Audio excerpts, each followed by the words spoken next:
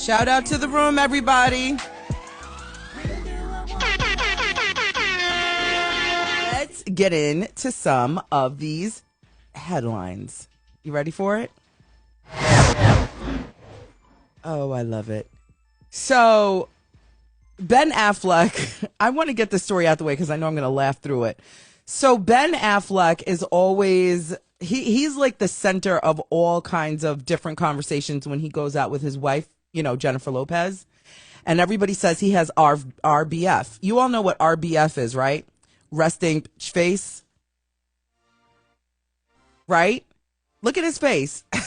He looks like that in every photo at every awards. He looks like he just does not want to be there. He'd rather be home in his Spider-Man underwear playing video games, right? Every single time you see him. So he's the talk of the town. So last night he was on Jimmy Kimmel. And pardon me because there's a hair creeping onto my lip and it's driving me quite insane. So last night he goes on Jimmy Kimmel and Jimmy Kimmel is recounting a story when Ben Affleck and Jennifer showed up to Ben's house for some kind of holiday festivity stuff. And Jimmy Kimmel said, you know, you look like you really didn't want to be there. And he's like, no, I did. I was happy. And so they get into the whole conversation about why does your face always look like this? And he's like, this is the way I was born. It's not my fault. So we're just going to call it resting Ben face instead of resting face. This is his face. Put a 1 in the chat if you have RBF. Put a 1 in the chat if you have RBF syndrome, if you suffer from RBF syndrome. And everybody always thinks that you are upset about something or sad about something, ready to like throw a pillow at someone. Put a 1 in the chat if you suffer from RBF. I know I don't. I don't have a constant RBF, but I promise you my face will always tell a story.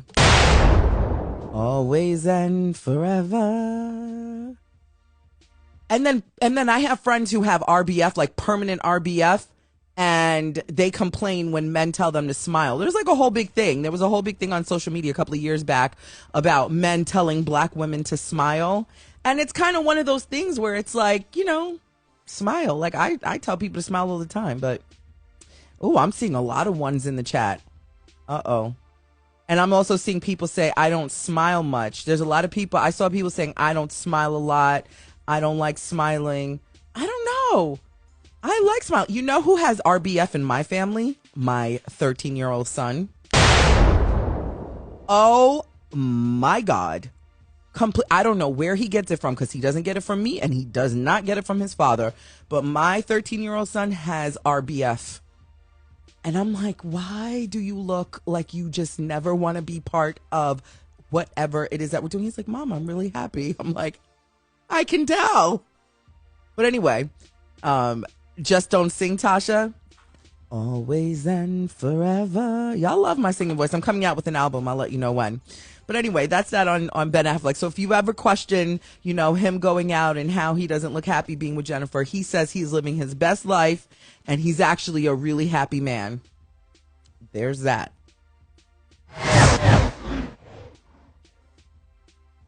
Have you been following the Tory Lanez and Megan Thee Stallion fiasco? I don't even know what to call this thing. It's just drama. I'm really curious to know who shot this girl because somebody shot her and a bullet came from somebody's gun from somewhere.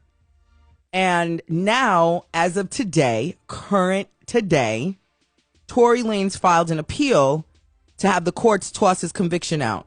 So he's facing 22 years. Next month is his sentencing. Next month. So April. Like somewhere in the next like 2 weeks or so is his sentencing. And he's facing 22 years.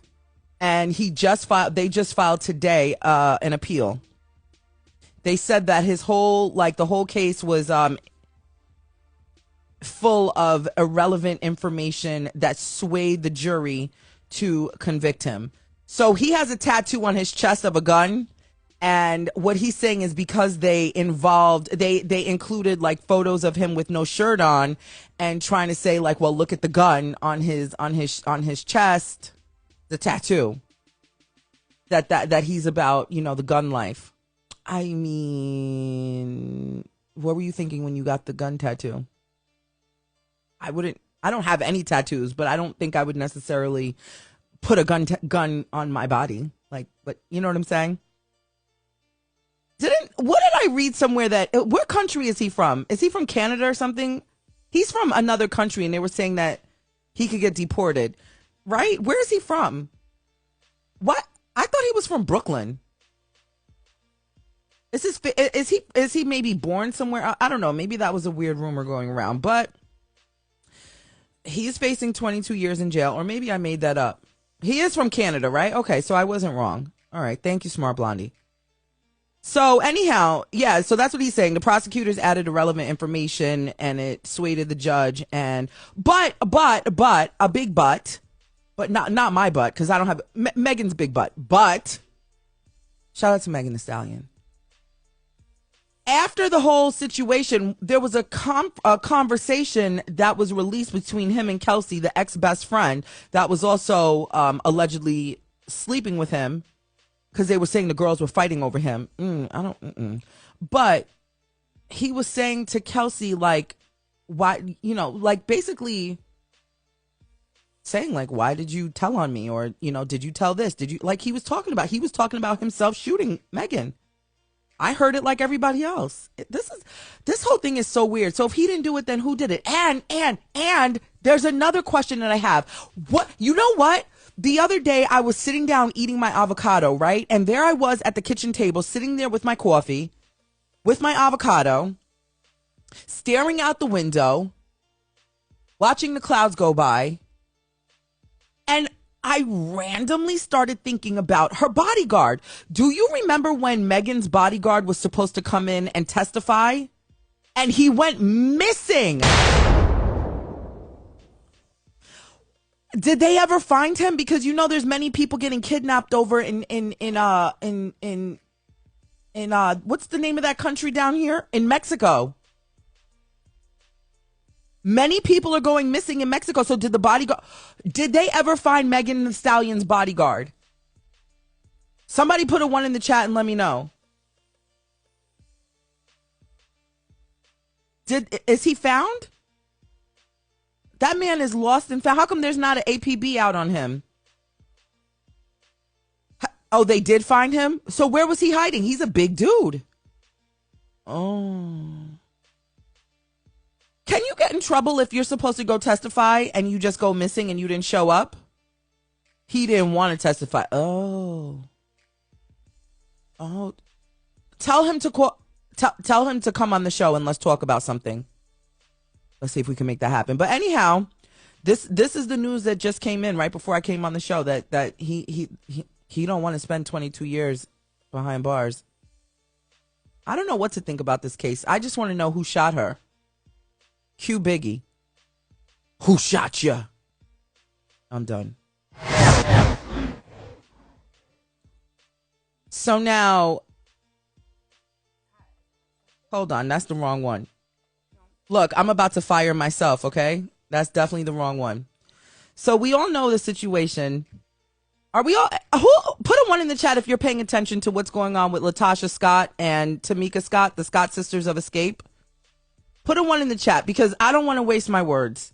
If you're not even paying attention to what's going on with LaTocha Scott, there goes her husband Rocky Bivens, and that's her sister Tamika Scott. If you're not even following this dramedy between the Scott sisters, Escape, and SWV, then I'm not talking about it. Oh, okay. Oh, maybe am I the only one that wasn't paying attention?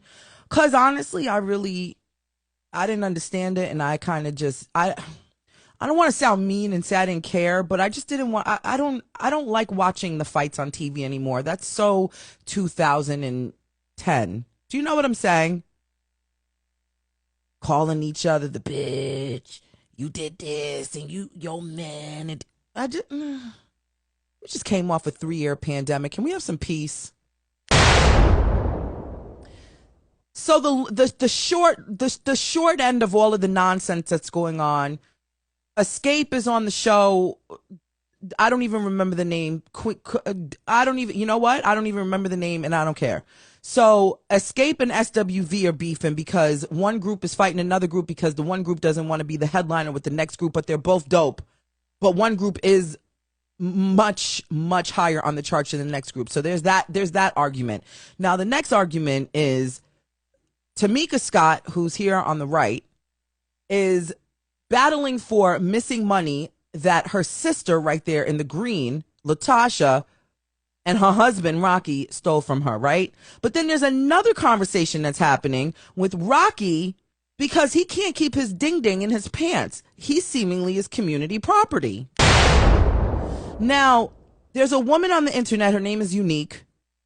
It's spelled very uniquely, so you're going to have to kind of search for her. But don't worry, Tasha K down the road over there on YouTube, she's got you covered. Now, Unique was apparently pregnant, right? And everybody had concerns about that because where's the receipts? She popped up with some sonograms and things like that and text messages. Fast forward, Tasha K, because she does her work and she lives in this kind of entertainment. So if you want the full scoop and you want to hear the conversation with Rocky Bivens, you could go across the street to YouTube and Tasha K has the situation over there. Let her know Natasha Simona sent you. Now, Rocky is denying all claims that he was with this girl Unique. Now, mind you, Unique popped up on Tasha K. Somebody said, Tasha, say allegedly. Well, let me tell you something. I'll say allegedly, but all that information is down the street over on the YouTube space over at Tasha K. You can find it. It's public access. It's over there. And this is not my content. Hello? I'm just reporting what's already reported. So anyhow, Rocky, the Unique girl, right? She pulls up on Tasha K in the middle of the night and gives Tasha her phone. 5 years of text messages. Tasha's just going through, seeing messages and all that stuff, photos, all the stuff, right? So Rocky calls up Tasha K and says, that girl is lying. We have a lawsuit, talking about him and his wife, LaTocha, right there. We have a lawsuit against that crazy lady. That's what he called Unique. And so Tasha K, the blogger, she's like, well, what do you mean, Rocky? I have all the information here. Okay, so he's going back and forth. He's saying a lot and he's saying a lot of nothing. I listen to it. He's talking a lot. You know when people are hemmed up against the wall, back against the wall, neck choked up, facts is being spewed out. Boy, he could have doo-dooed himself in that moment. I tell you that, because I listened and I watched the whole thing. Well, listened to it because he wasn't there. He was on the phone.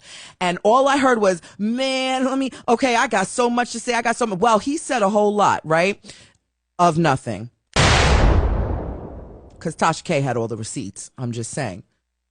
Your girl did her own homework. So this was after the mistress was there. She was there live. Like I said, you can go watch that on your own time. I don't have any footage of that over here, and that's your job to do. So fast forward, she's asking him about the missing money. So she's like, what about this missing money that Tamika's talking about? He's like, we don't have any of her money. So he's saying we don't have it, right? He don't have no money. 4 minutes out from him saying they have no money, he goes, well, let me tell you something about that money. That money was owed to us. Bruh, do you have the money? Or do you not? It don't matter what you think was owed to you. Do you have the money? Sounds like a jackass, doesn't it? Right? So now fast forward to today. Tamika goes on her own social media platform. She involves Tiny's mother. She involves Tiny's mom. And Tiny's mom says, listen, back in the day, I signed y'all up for Bloom, Bloom, Bloom. We started getting paid, and the checks at that point were sizable, $20,000, $30,000 checks. And it wasn't one checks, it was some checks.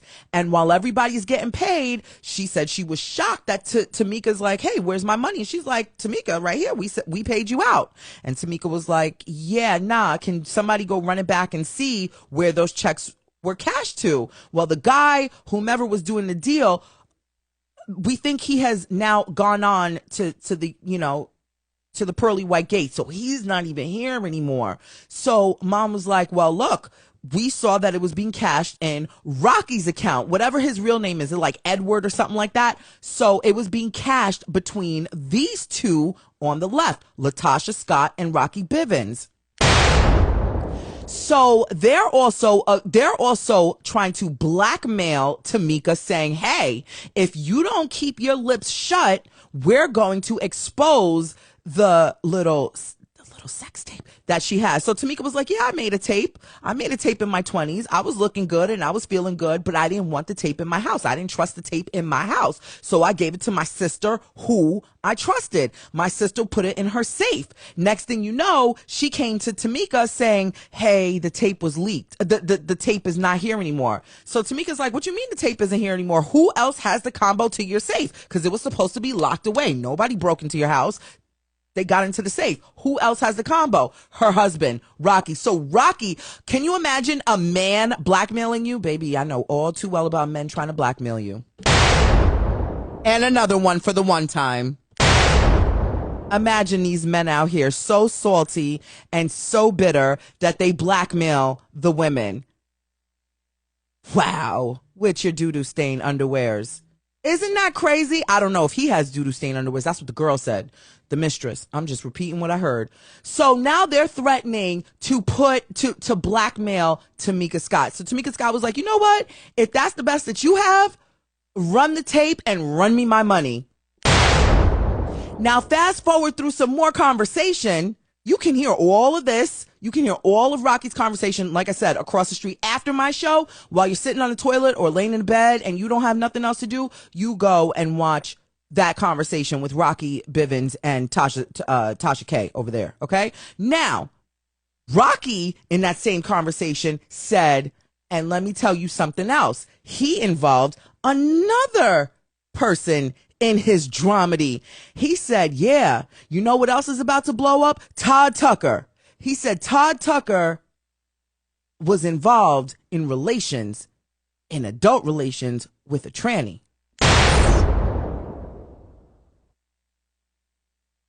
Now, Todd and Kandi are filing a lawsuit against these two for defamation. And here's what I'm going to say, because I'm going to step in the chat. Rocky, I don't know you from a hole in the wall, but keep my friend's name out of your mouth. Todd is a very good friend of mine, and he don't play those reindeer games that you're playing. Now, what it seems to me is that people who get into this reality TV space, if they're in it one time and their ratings are low and they have a second come around to do it again, they get real extra, real dramatic, and the stories get real ridiculous. And what it seems like to me in seeing the antics of the two on the left is that their storyline is weak, and I get so weak in the knees I can hardly sleep. Their storyline over here on the left is weak. And what they needed to do is step their content and headline. What's the word? What's the buzzword that everybody is using? The storyline. They needed to step their storyline up to be kept on reality TV. But what's happening is the storyline is not made up. This is real. And I think sometimes with these storylines to be kept on TV, on reality TV, some of it is kind of made up. Do you know what I'm saying? Some of it is made up. It's like you sit in a boardroom and it's like, okay, here's how we're going to play this out. And then there's other times where the personal business gets put out there and it gets mixed up in the wash, and families and all of that gets split up. And that's what's happening now. But dear Rocky Bivens, I don't know you from a hole in the wall, and I'm really trying to stay neutral here, but you involve my friend. And Todd is a good friend of mine for a long time, almost 20 years in skin here. So keep quiet, because I'm not a messy reporter over here and I don't do messy media, but I swear to God, I will tip my toe in that water and defend my friend any day. Moving on. Speaking of LaTocha Scott, you're probably not going to be able to hear this. Can you hear this? You're probably not going to be able to hear this audio. It wasn't extracted properly, and I apologize. But everybody right now, please make sure if you're not following Sasha The Diva, she's the one in the black hair right there. That's Sasha The Diva, friend to the show, and she's a big sister of mine. Sasha the Diva has a new show called My Real Life. It is produced by Peachtree TV. If you have a Roku television, you can find it on the Peachtree TV station. Or if you're in the Atlanta area, you please just go to Sasha's page. I know you all can't hear it, and I'm sorry. I apologize for the no volume. The extraction of the audio did not do what it was supposed to do, and that's my fault. But this clip right here, you can find on Sasha the Diva's page, and if you're not already following her, follow her. Her name is Sasha the Diva right here on Instagram. Make sure you tune in. It premieres tonight. She's talking to celebs, politicians, and everybody in the who's who and the where's and the what's, and she's getting all up in their business. See, she's in the kitchen right now. She's at LaTocha Scott's house, and she got whatever scoop you're going to listen to when you watch the show. So tune into it tonight. Look for your local listings and look it up. It's called My Real Life. It's on Peachtree TV, and you can find that on Sasha the Diva's page. Oh, yes, and to add, LaTocha Scott does have a gospel album or show, and she's like touring around. Look at what God does with some people. That's that. That's the end of the headlines, everybody. That's the show, everybody. Have a good night. We'll be back here tomorrow, same time, same place. Tasha Simona sequence. Good night, everybody.